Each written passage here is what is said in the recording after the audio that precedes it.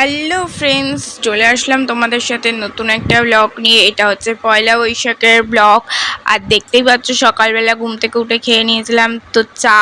তারপরে দেখো আমার ড্রেসিং টেবিলটাকে ক্লিন করার জন্য আমি বসে পড়েছিলাম। আর ড্রেসিং টেবিলের এইটা অ্যাকোরিয়াম, কিন্তু আমি কিছু কারণবশত অ্যাকোরিয়ামে মাছ রাখি না। আমার ডেলি জিনিসটা আমি অ্যাকোরিয়ামের মধ্যে গুছিয়ে রাখি। আর দেখাচ্ছিলাম, এই দেখো এই দুটো হচ্ছে আমাদের গাছের আম।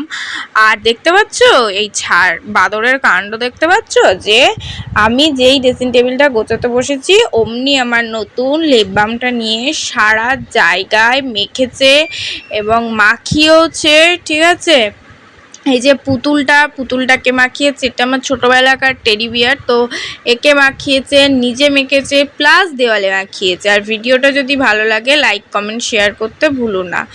আর তারপরে দেখো দুষ্টুমি চলতেই থাকছে। ভিডিওটা শেষ পর্যন্ত দেখার জন্য অনুরোধ থাকলো।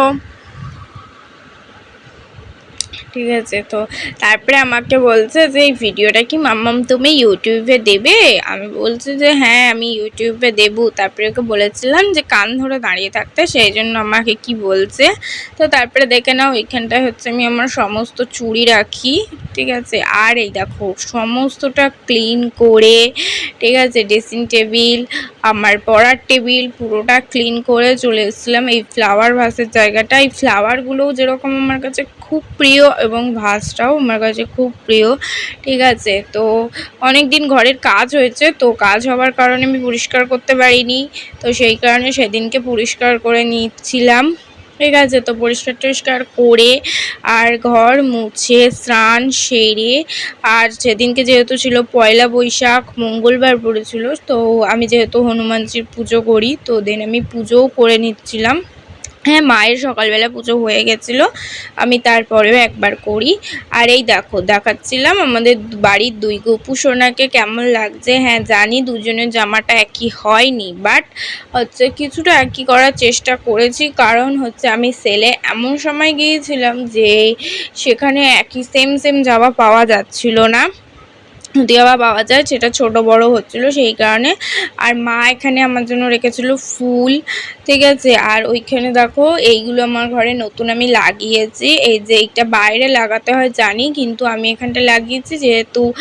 আর এই দেখো মা মনসাকে ভোগ দিয়েছিল। আর সেদিনকে আমাদের মেনুতে ছিল নিরামিষ খাবার দাবার। তো তারপরে দেখো বিকেলবেলা মা একটু ফল কেটে দিয়েছিল, দেন সেটাই বসে বসে খাচ্ছিলাম।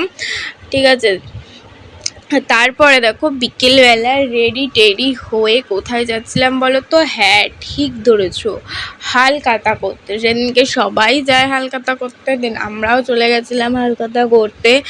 আর ওকে নিয়ে যাওয়া হচ্ছিল না, ওকে হচ্ছে আমার মামা বাড়ি থেকে ওকে ডেকেছিল, সেই কারণে ওকেও বাড়ি ছেড়ে দিয়ে হচ্ছে আমরা চলে যাচ্ছিলাম হালখাতা করতে। আমি আর মাই বেসিক্যালি গিয়েছিলাম, বাপি যায়নি। দেন আমরা প্ল্যাটফর্মে গিয়ে, আর ট্রেন ঢুকে গেছে, তো তারপরে অনেকক্ষণ দাঁড়িয়ে ট্রেন লাইন পার হলাম। তো তারপরে ফার্স্টেই চলে এসেছিলাম আমার হচ্ছে ফোন কভারটা চেঞ্জ করার জন্য। দেন খেয়ে নিয়েছিলাম পুদিনা পাতার শরবত, কারণ হচ্ছে আমার সেদিনকে কিছু খাওয়ার ছিল না বাইরে। আর এই দোকানটায় ফার্স্ট গিয়েছিলাম যেখান থেকে আমি আমার জুয়েলারি বানাই। তারপরে চলে যাচ্ছিলাম যেখান থেকে আমাদের অল টাইম পাঞ্জাবি কেনা হয়, দেন ওখান থেকে ঘুরে চলে গেছিলাম হনুমানজির মন্দিরে। তারপরে দেখো বাড়ি এসে দেখাচ্ছিলাম দুটো মিষ্টি প্যাকেট, দুটো আইসক্রিম।